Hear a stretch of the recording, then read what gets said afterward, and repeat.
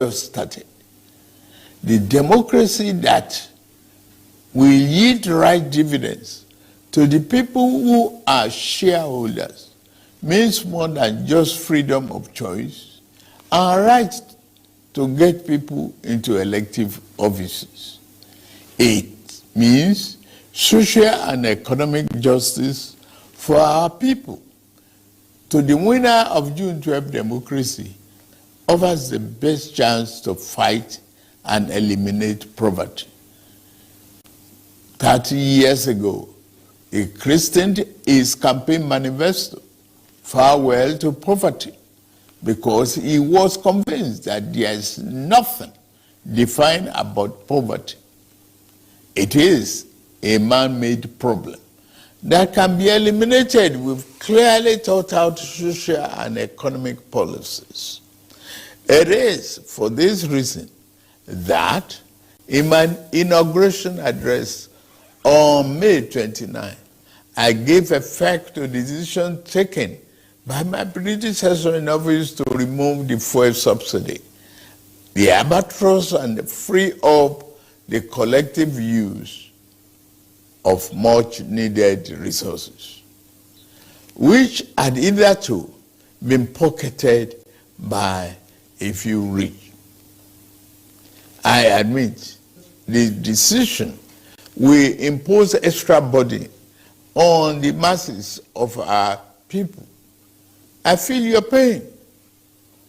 This is one decision we must bear to save our country from going under and take our resources away from the stranglehold of a few unpatriotic elements. Painfully, I have asked you, my compatriots, to sacrifice a little more for the survival of our country. For your trust and belief in us, I assure you and alive in our land. It is only natural that even as those who won and experienced victory in various elections are elated and fulfilled, those who lost are disenchanted and disappointed.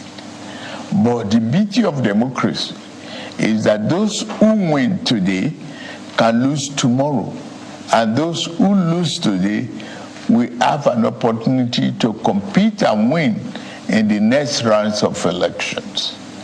Those who cannot endure and accept the pains of defeat in elections do not deserve the joy of victory when it is their turn to triumph. Above all, those who disagree with the outcome of the elections are taking full advantage of the constitutional provisions to seek redress in court. That is one of the reasons why democracy is the best form of government invented by man. We've just heard a snippet of President Bola Ahmed Tinubu's Democracy Day speech, where he has addressed quite a lot of issues, among which were MKO Abiola, who literally died for democracy, the fuel subsidy removal, the impact and subsequent gains thereof, and of course, Peter Obi and Atiku Abubakar, presidential candidates of Labour Party and the People's Democratic Party, respectively, who are currently challenging the president's victory in court. Subscribe, like, share, comment, and please turn the notification bell on. Thank you. As Nigerians celebrate the 30th anniversary of the June 12, 1993 presidential poll, President Bola Tinubu has said that Nigerians must never take democracy for granted, noting that the winner of the June 12, 1993 annulled presidential election, Chief MKO Abiola, sacrificed his life for it. In his 1,467th broadcast to the nation on Democracy Day, Tinubu, who noted that June, the abortion by military fiat of the decisive victory of Chief Moshood Kashimawo Olawale Abiola of the defunct Social Democratic Party SDP in the June 12, 1993 presidential election, up to that time, the fairest and freest election in the country's political evolution. Said the move led to a prolonged struggle that led to the return to democracy in 1999. Noting that the 2023 polls had come and gone, those who won today may lose tomorrow. Tinubu said those who cannot endure and accept the pains of electoral defeat do not deserve the joy of victory if they triumph. He warned the judiciary against illegal orders to truncate democracy and promised to be fair to all. He also urged those elected at the polls to deliver the dividend to democracy to the citizenry. The broadcast read in part, "It is exactly 3 decades today that Nigerians went to the polls to exercise their inalienable right to elect a president of their choice, to lead the transition from military dictatorship to a representative government of the people.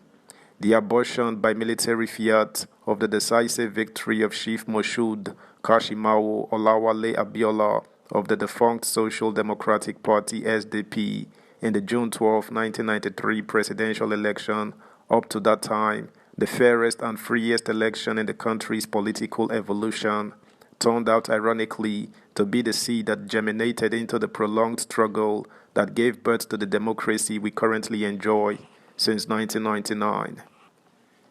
In rising to strongly oppose the arbitrary annulment of the will of the majority of Nigerians as expressed in that historic election, the substantial number of our people who participated in the struggle to de-annul the election signified their fierce commitment to enthroning democracy as a form of government that best ennobles the liberty, the dignity of the individual, and the integrity as well as the stability of the polity.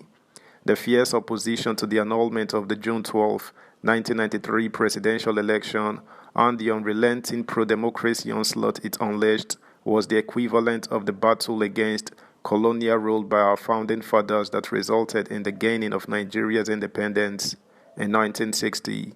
Just like the anti-colonial movement, the pro-June 12 vanguard demonstrated once again the enduring validity of the 19th century historian Arnold Toynbee's eternal postulation that civilization and societies experience progress as they are forced to respond to challenges posed by the environment. The unjust annulment of a widely acknowledged free and fair election was a challenge that elicited resistance by resurgent civil society, leading ultimately to the attainment of our second independence, as exemplified by the return of democratic governance in 1999. That's the news, guys. Thanks for listening. Until next time, bye.